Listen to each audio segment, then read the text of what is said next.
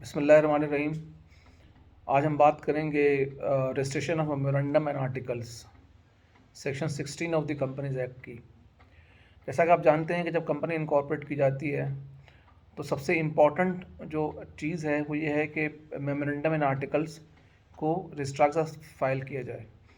अगर properly memorandum and articles file नहीं होंगे तो फिर कंपनी इनकॉर्पोरेट नहीं होती है। तो हम देखेंगे कि section 16 of the company act की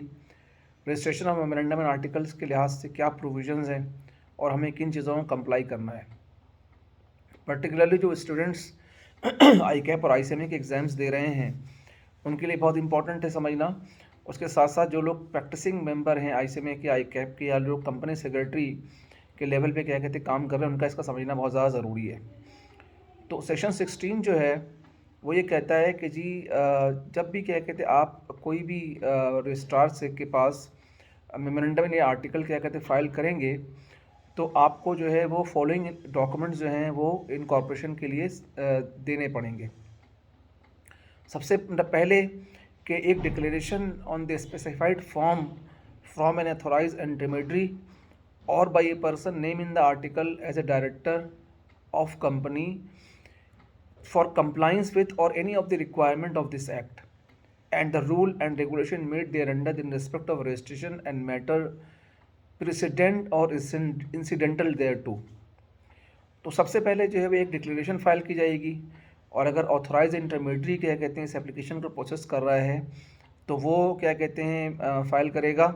या जो डायरेक्टर्स हैं कोई कंपनी की जिनका नाम आर्टिकल में क्या कहते हैं आ रहा है और वो कंप्लाइंस के लिए रिस्पॉन्सिबल हैं वो फाइल करेंगे। दूसरी बात ये है कि जो मेमोरेंडम ऑफ एसोसिएशन जो है प्रपोज कंपनी की वो साइन करेंगे तमाम सब्सक्राइबर्स ऑफ द मेमोरेंडम और वो ड्यूली विटनेस और डेटेड होगा। जब क्या कहते हैं फिजिकल फाइल कर रहे होते हैं तो क्या कहते हैं उसको प्रॉपरली क्या कहते हैं विटनेस कराना होता है। हाउएवर जब हम क्या कहते हैं ऑनलाइन इसको फाइल कर रहे होते हैं तो ऑनलाइन सिग्नेचर ही क्या कहते हैं इनफ होता है। उसके अलावा रिक्वायरमेंट ये है कि देयर में in the case of A company limited by shares and their share in the case of company limited by guarantee or an unlimited company be the article of association signed by the directors duly witnessed and dated। तो जब भी क्या कहते हैं अगर company है limited by company है, limited by guarantee, unlimited company है, जो भी है तो उसकी आर्टिकल ऑफ एसोसिएशन को भी सब्सक्राइबर करके साइन करेंगे। तो इससे पहले वाले सेक्शन में हमने देखा था कि मेमोरेंडम को साइन करेंगे और यहाँ पे जो रिक्वायरमेंट ये बता रहा है वो ये बता रहा है लॉ सेक्शन 16 का सब सेक्शन C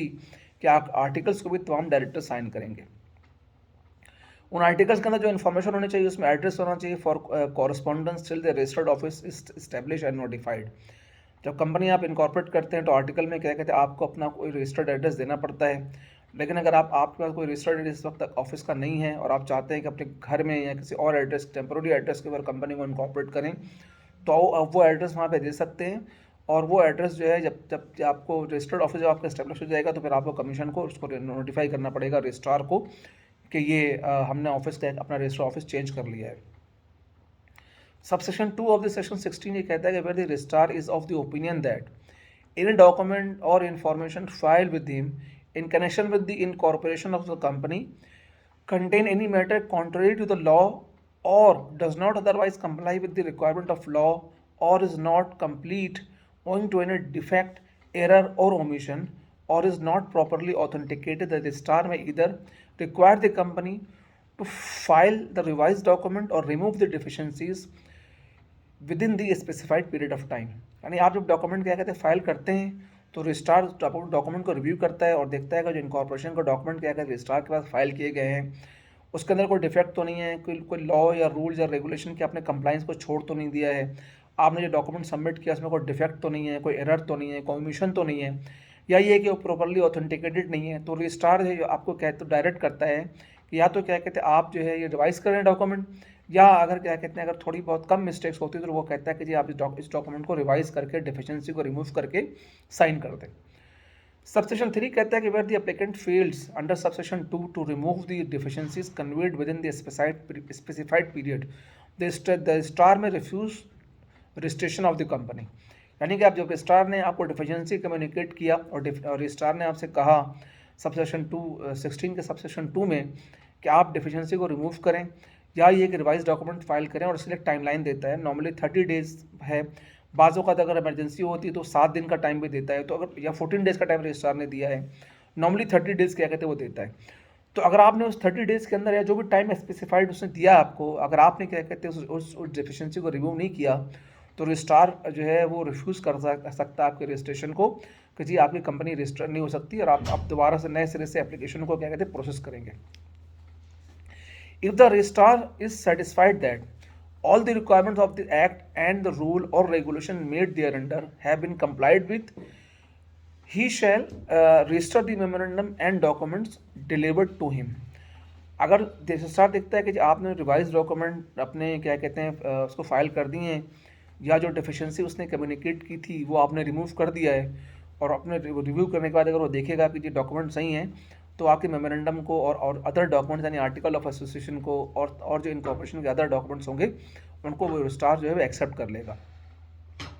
सबसेक्शन 5 ये कहता है कि on the registration of memorandum of company the registrar shall issue A certificate that the company is incorporated. जब रजिस्ट्रार सेटिस्फाई हो जाएगा कि जो आर्टिकल ऑफ एसोसिएशन फाइल की गई है, जो मेमोरेंडम फाइल किया गया है, उसमें क्या कहते हैं तमाम इन्फॉर्मेशन सही है, और अगर कोई रजिस्ट्रार ने ऑब्जेक्शन उठाया था आपने उसको रिमूव कर दिया है, तो उसको एविडेंस ये होता है कि वो फिर आपको एक्सेप्ट करके सर्टिफिकेट ऑफ इनकॉर्पोरेशन इशू कर देता है। और अब तो पहले तो manual certificate of incorporation issue किया जाता था, तो अब एसएससी विजिट करने की ज़रूरत नहीं पड़ती, बल्कि रजिस्ट्रार जो है वो आपको ऑनलाइन ही आपको ईमेल के ऊपर ही इंटीमेट कर देता है और सर्टिफिकेट अटैच कर देता है कि जी आपकी कंपनी इनकॉर्पोरेट हो गई है। आप उसको प्रिंट आउट कर सकते हैं। अब अगर आप चाहें कि जी उसकी सर्टिफाइड कॉपी लेनी है, तो आप उसकी सर्टिफाइड कॉपी के लिए भी डिजिटली क्या कहते हैं अप्लाई कर सकते हैं। सब सेक्शन 6 से कहता है कि सर्टिफिकेट इन्फॉर्मेशन के अंदर कौन कौन सी कंटेंट होती हैं। तो सर्टिफिकेट इन्फॉर्मेशन के अंदर जो चीज़ें होती हैं, सबसे पहले होते हैं name and registration number of the company, date of incorporation होती है, whether it is private company और पब्लिक कंपनी ये मेंशन होता है। अगर प्राइवेट कंपनी होगी तो जाहिर है कि ब्रैकेट में पैरेंथेसिस से प्राइवेट वर्ड लिखा होगा, अगर पब्लिक कंपनी होगी तो प्राइवेट नहीं लिखा होगा। जैसे फॉर एग्जाम्पल ABC लिमिटेड है, अगर पब्लिक है तो ABC लिमिटेड होगा, अगर ABC लिमिटेड प्राइवेट हो तो ABC limited private limited company होगी, अगर प्राइवेट में सिंगल है तो उसमें लिखा होगा ABC SMC प्राइवेट लिमिटेड, तो जो भी होगा वो लिखा होगा। उसके बाद उसके अंदर ये मेंशन होता है कंपनी जो लिमिटेड बाय गारंटी है, अनलिमिटेड है या लिमिटेड है, कौन सी कंपनी है। तो इसमें उसके पर लिखा होगा कि whether it is limited or unlimited company, या गारंटी कम है अगर लिमिटेड बाय गारंटी। और गारंटी में फिर ये होता है कि जी if it is limited, whether is limited by shares or limited by guarantee, तो वो भी उसके अंदर क्या कहते हैं मेंशन होगा। The certificate under subsection 5 shall be signed by the registrar or authenticated by the registrar official seal। जो सर्टिफिकेट होगा उसको रजिस्ट्रार जो है वो साइन करेगा और ऑफिशियली सील वहाँ पे securities exchange commission of Pakistan registrar की सील इसके ऊपर क्या कहते हैं इम्पोज होगी। सबसेक्शन 8 कहता है कि certificate under subsection 5 shall be conclusive evidence that the requirements of this act has to registration have been complied with and the company is duly registered under this act. जब आपको certificate मिल गया तो certificate जो है वो conclusive evidence है कि company act की जो भी रिक्वायरमेंट थी कंपनी को रजिस्ट्रेशन कराने के हवाले से, कंपनी को इनकॉर्पोरेट करने के हवाले से, या मेमोरेंडम को क्या कहते हैं रजिस्टर करवाने के हवाले से, वो क्या कहते हैं कंपनी ने मीट कर ली है,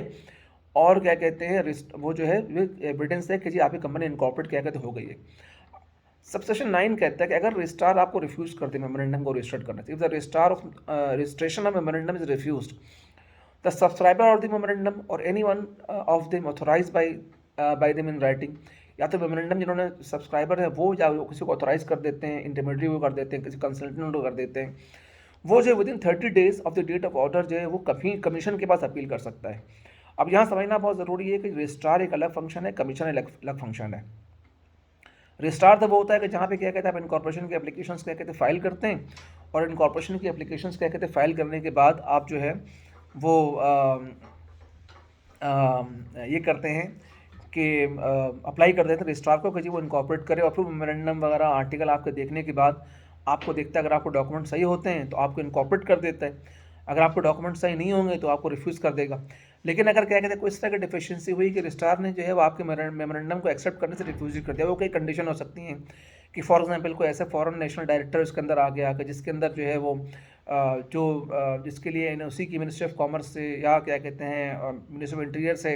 एनओसी की रिक्वायरमेंट है, या कोई और केस हो गया जिसकी वजह से क्या कहते हैं, अगर आपका वो एप्लीकेशन आपकी आपकी जो मेमोरेंडम को रजिस्टर करने से इनकार कर देता है, तो सब सेक्शन 9 ही कहता है कि आपके पास राइट है कि आप कमीशन के बाद अपील कर सकें। तो आप इस्लामाबाद में अप्लाई करेंगे कमीशन को, अपील करेंगे रजिस्ट्रार के डिसीजन के अगेंस्ट। सब सेक्शन 10 कहता है कि order of the commission under sub section 9 shall be final and shall not be called in question before any court और अदर अथॉरिटी। अब ये बहुत इंपॉर्टेंट सेक्शन है कि अगर सब सेक्शन 9 के अंदर 8 में अगर उसने रजिस्ट्रार ने रिफ्यूज़ किया है कि जी क्या कहते हैं मैं जो है वो 9 में अगर रिफ्यूज़ किया उसने आपको, 8 में तो वो आपको सर्टिफिकेट दे देता है, 9 में अगर क्या कहते हैं आपको सब सेक्शन 9 में अगर क्या कहते हैं आपको रिफ्यूज़ कर देता है कि जी मैं नहीं कर रहा आपके इन मेमोरेंडम क्या कहते हैं इनकॉर्पोरेट, और क्या कहते हैं आप जो है वो रिफ्यूज़ कर दिया उसने, और आप कमीशन ने सब सेक्शन 9 की तरह आपको राइट है कि अपील कर सकते हैं। तो अगर